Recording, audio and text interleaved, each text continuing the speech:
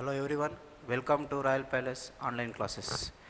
So today we are starting online classes for incoming students, that PUC 1. Those who have completed 10th class, that is SSLC. So we are going to give some online guidance, online classes. Here we are starting a bridge course, that means a link between SSLC and PUC. So my name is S. Vidyanandu, physics, NEET and JW faculty. So today I will just give the introduction of my subject called physics. Physics is the study of nature. So what happens in nature we are going to study under physics. The laws of nature, how a body behaves under the action of forces. These are all studied under the subject called physics. So this is a basic subject of science.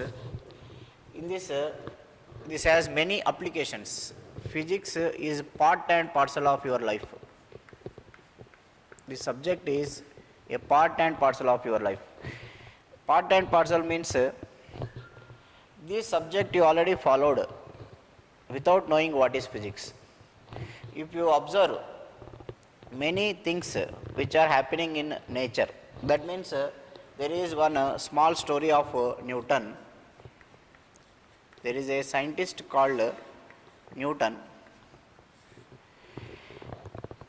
Around 18th century, there was a similar situation, just like how we are locked down in our houses and we are waiting for the nature to recall us. That means because of this COVID effect, we are sitting inside our house, we are locked down ourselves and we are waiting for the vaccine. Similarly, same situation was there in 17th and 18th century. At that time, due to the spreading of plague, all universities are closed and all schools and colleges are closed. Similarly, just now how we are closed everything, all schools and colleges, universities, everything we closed, same thing happened. At that time, this person called Newton was sleeping under an apple tree. And he observed an apple falling to the ground. Assume this as apple, it is falling to the ground. He observed. Many people have seen this. It is occurring in nature. Many people saw apple falling to the ground, but it was Newton to ask why. So he only asked why it is falling down. And just he started thinking. And finally he given a new branch of physics and he told that a new force exists in this world called gravitational force. Gravitation. This you will study in your PUC 1. So this one observation. So what observation we are doing in nature? The reason behind that is given by our subject called physics. Physics itself, the meaning of physics is nothing but nature, about nature. So we are studying about nature. So all these observations, why apple is falling to the ground, this is nature. Every body which is thrown upwards will finally reach the ground. So then he start thinking that ground is attracting, that is earth is attracting all the bodies which are in air.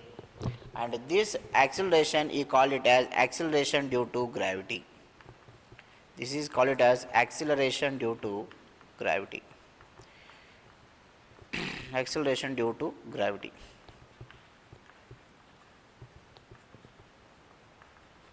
So in these 2 years, in first year we will study about mechanics. First year it will start with mechanics. Before mechanics, we will start with units and dimensions. The first chapter, once we enter into PUC, the first chapter we will study is units and measurements. Why? Because everything in nature is measured. Suppose if you go to any shop and ask to buy some amount of rice, the person will ask how much you want. That means everything that is present in nature is measured. everything is measured and we have fixed one value for that. So first all the physical quantities what you are having in physics are measured first, and we are going to give one unit, 1 kg of rice. 1 kg of rice means kg is the unit of rice, which is nothing but mass. So to measure mass we will use one unit which is called. So this we will learn in detail in that chapter, what is unit, what is measurement. Measurement is comparing with a standard.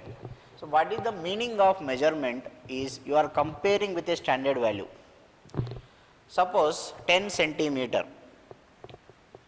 Centimeter, this is nothing but length. Length of some body will tell it as 10 centimeter. That means it is 10 times of 1 centimeter.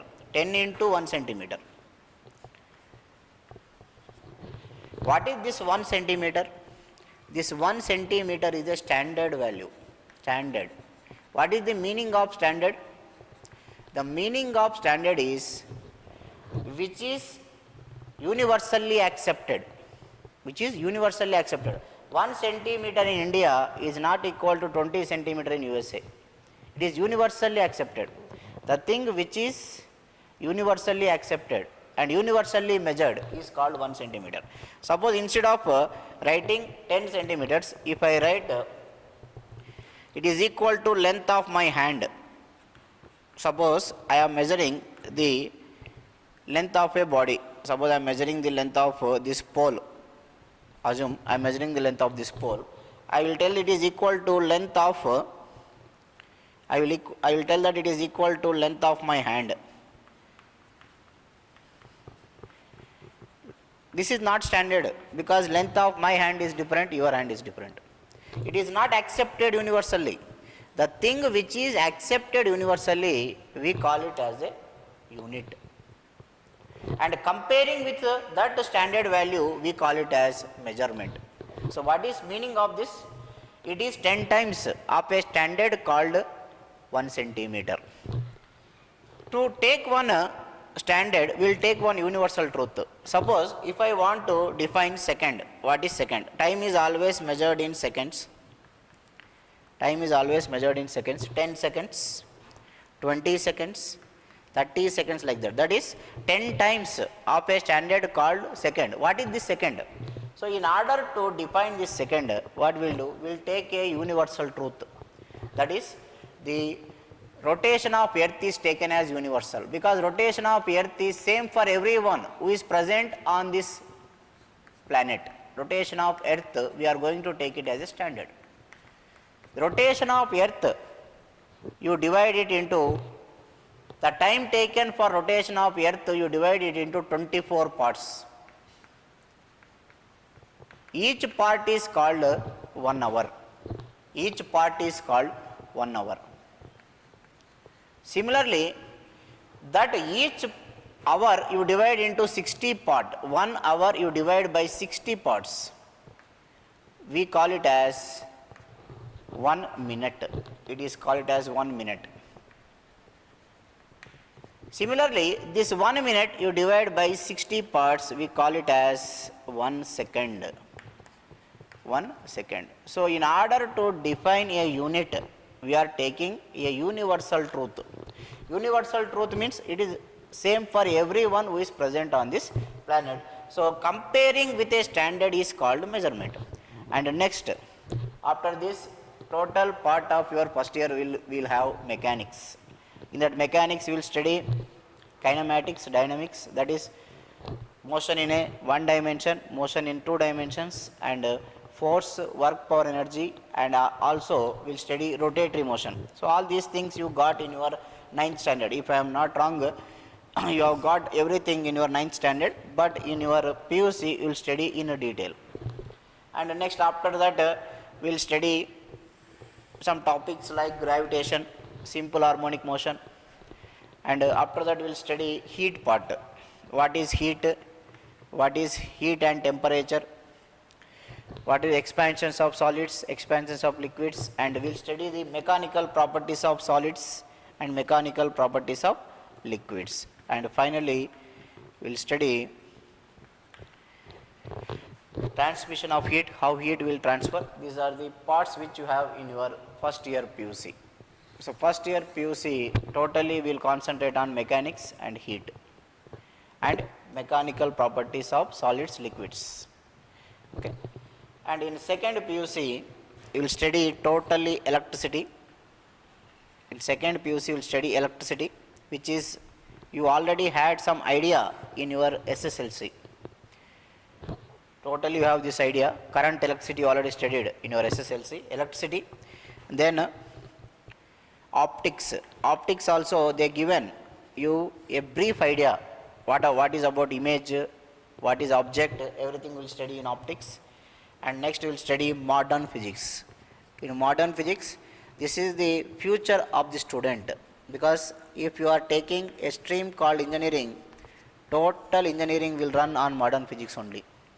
That is, in modern physics we will have atoms, that is equal to atomic structure of your first year chemistry, and and we will have logic gates, semiconductors. The future of engineering lies in semiconductors. So these are the topics what you are going to study in our subject called physics. So in this bridge course, I like to introduce the continuation of the previous things what you have studied in your 9th class and 10th class. So I will start with motion first. So you already studied in your 9th class what is motion. So let us discuss what is motion and what is rest condition, and how a body moves in a straight line motion. That will let us discuss, and we will see some important recap. So this is only a recap of your previous 9th and 10th, and we will start the original syllabus after few days. So first we will give the recap. This is called bridge course. So first I will discuss about motion and rest. What is motion, what is rest? When you can say body is in motion, when you can say body is in rest. See, rest you already studied in your 9th class. Some people will answer rest means body is not moving, that's why it is rest. The exact definition for rest is you take a body, suppose consider this is a coordinate axis, you take a body here, there is a body present here, name of that body is A. You fix one coordinate system, you stand here and you observe. If the position of the body is not changing with respect to time and with respect to a fixed point, with respect to time and with respect to a fixed point, as time progresses, you start looking at this body at 9 a.m. Even time passes to 10 a.m. If this position is not changing with respect to a fixed point, so this is a fixed point I selected. If the coordinates of this body are not changing with respect to a fixed point, then we can say the body is in rest condition. When we can say that body is in rest condition, if the position of the body is not changing with respect to time and with respect to a fixed point, then we can say that body is at rest. Similarly, you can explain what is motion. Motion very simple, it is exactly opposite to rest condition. If the position of body changes, this body starts moving like this. If the position of the body changes with respect to a fixed point and with respect to time, at 9 a.m. it was here, after 1 hour it is reaching here. That means position is changed. With how this position is changed with respect to this point, with respect to a fixed point, you can observe this is the fixed point, position is changed, and this is called motion. So when body is moving, you have to introduce some physical quantities here.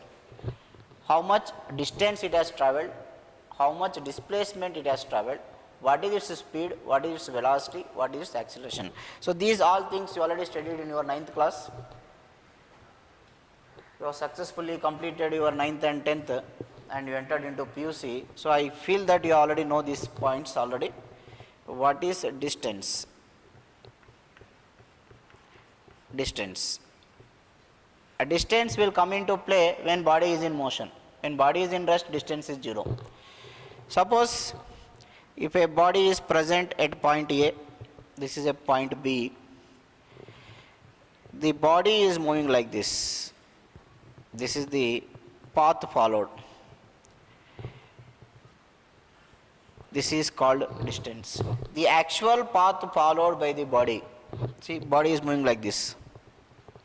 The actual path followed by the body is called distance, whereas the line joining initial point and final point is called displacement. Is called displacement. So today let us discuss only distance and displacement, and in next video we will continue with our terms. We will introduce some terms and we will derive some relationship between them. So what is distance and what is displacement? Just for this you just take one example. Let us consider there is a square of length 10 centimeter. There is a square of length 10 centimeter. Okay. A ant, I think this you studied in your nursery. A for ant, A for apple. A ant moves along the corners like this. See how it is moving? It is moving. This is A, this is B, this is C, this is D. This ant was to reach the opposite end. So it moves along the path A to B, B to C. Okay. From here it will move like this. Again it will move like this. Okay. And this path followed, how much it travelled from A to B? 10 centimeters. From B to C, how much it travelled? 10 centimeters. This is distance. This is distance. But what is displacement? The shortest path between initial point and final point, or the shortest distance between initial point and final point, or the line joining initial point and final point is called displacement. So you join it, it came from A to C. So you just join A to C like this. This is called displacement. So displacement in this sense you will get, if you apply Pythagoras theorem, AC square is equal to AB square plus BC square. AB square plus BC square under root, this you will get as root of 10 square plus 10 square. You will get answer in centimeter as 10 root 2 centimeter. Understood the point? Suppose you start from your home. Example, you start from your home. You went to a market. You went to market. Then finding that shop is closed, you came back. Finding that shop is closed, you came back. Then if the distance, if the length between home and market is 20 kilometers, while going 20 you have travelled, while coming 20 also you have travelled. So total will be 40 kilometers. Understood what I am telling? You started from your home, went to market, you found that shop is closed, returned back to home. First going you travel 20, while coming back you travel 20. But we can't tell to that auto person or cab what you have taken to go, that I started from here, again came back here, we can't give you the fare. You have to give only, because while going you spent 20 kilometers, while coming you spent 20 kilometers. Here distance is equal to path followed, that is 40 kilometers is the distance. Then what about displacement? You started from home, after your journey you are in home only. Then what is your initial point and final point? Initial point and final point are same. Displacement is equal to 0. Displacement is equal to 0. This is the difference between distance and displacement. So from this what you can understand, distance can be equal to displacement. Suppose if I go along the path A to C, distance is equal to displacement. Instead of going from A to B and B to C, if I go directly from A to C, distance can be equal to displacement. You start at A, reach C. To reach C, you are going B and C. Instead of that, directly you go from A to C. Distance is equal to displacement. And displacement can be 0, but distance cannot be 0. We can have non-zero distance with 0 displacement. One more example, just to give you clarity, because you are studying for the first time in your life. If you understood the concept for first time only, you will remember up to 2 years. See here, let us assume a particle revolving in a circle, a person. Assume a person is at A, is revolving in a circle, opposite end is B. He started here, he moved up to B, again coming to A. That means one revolution completed.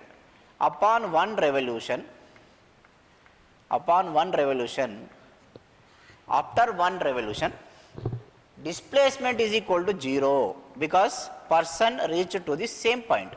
Displacement is equal to 0. Displacement is equal to 0.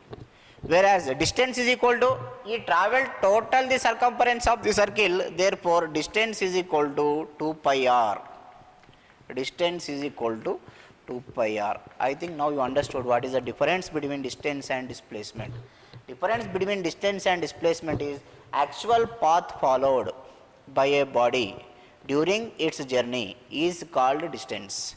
The shortest distance between the 2 points, shortest distance between the initial point and final point is called displacement, or the line joining initial point and final point of the journey is called displacement.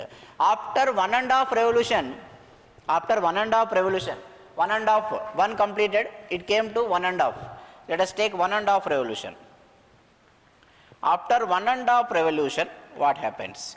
After 1.5 revolution, distance is equal to, displacement is not equal to 0 here. Why it is not equal to 0? Because after 1.5 revolution, first to imagine where person is. Person started from A, one revolution completed and another half revolution completed. After half revolution, this is initial point and this is final point. This is equal to 2r. You join initial point and final point. This is equal to 2r. After 1.5 revolution, displacement is equal to 2r. What about distance? Distance is one revolution he completed. That means 2 pi r he completed once. Again, half of that. So distance is equal to 2 pi r plus pi r. 2 pi r plus pi r, that is equal to 3 pi r. This is the difference. This is what about distance and displacement. So just we'll find the differences. What may be the differences between distance and displacement? Just we'll write some differences. What are the differences between distance and displacement? Then with this we will close this video. This is the first video, and the next video also will continue the same. Just we will give the recap of your 9th standard. Let us try to find out what are the differences between distance and displacement. So first difference is, it is actual path. First point what I would remember is, it is actual path. It is actual path followed by the body. It is not the actual path. It is shortest path between initial point to final point. Initial to final during the journey. That means here I shown, if you are moving from A to B, this is A, this is B. You just join shortest path. This is displacement. This will be distance. Next, these points are very important. You have to remember throughout your 2 years. What are these points are?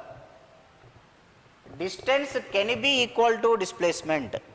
Distance can be equal to displacement. Distance can be equal to displacement can be greater than displacement but can never be less than displacement. So distance may be equal to displacement. Distance may be equal to displacement.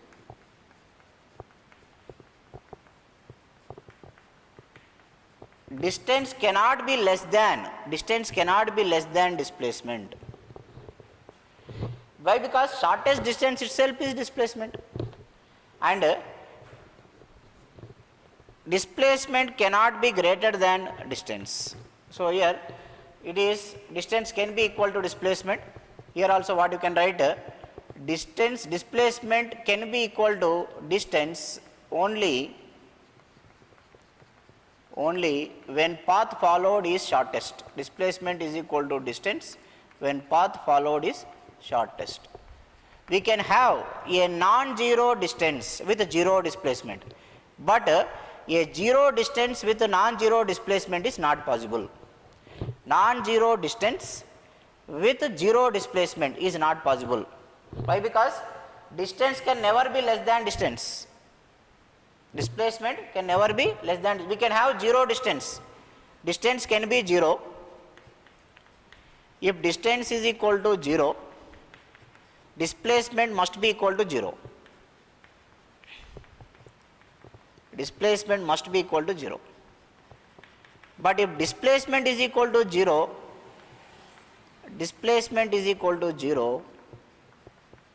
it is not compulsory that distance can be there.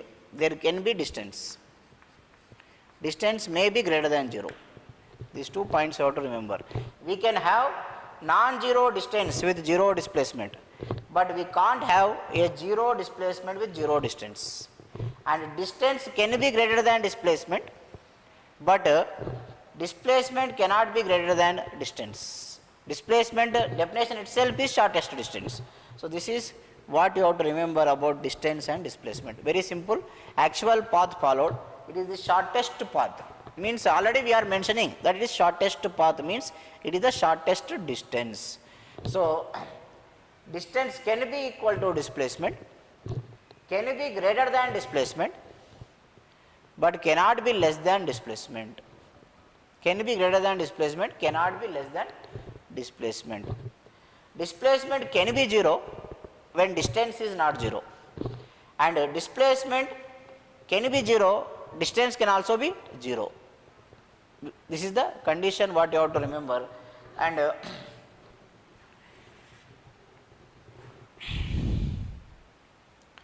you can observe in our example also what you have taken previously.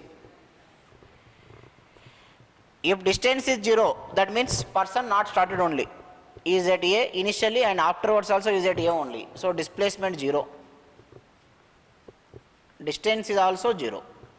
Displacement zero. Distance is also zero.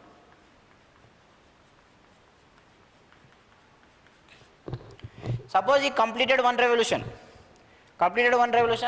Displacement is zero, whereas distance is equal to 2 pi r. So you can rewind the video and you can see. So from this what you can understand. So distance is actual path followed, displacement is the shortest path during the journey. So thank you everyone for joining me for this video.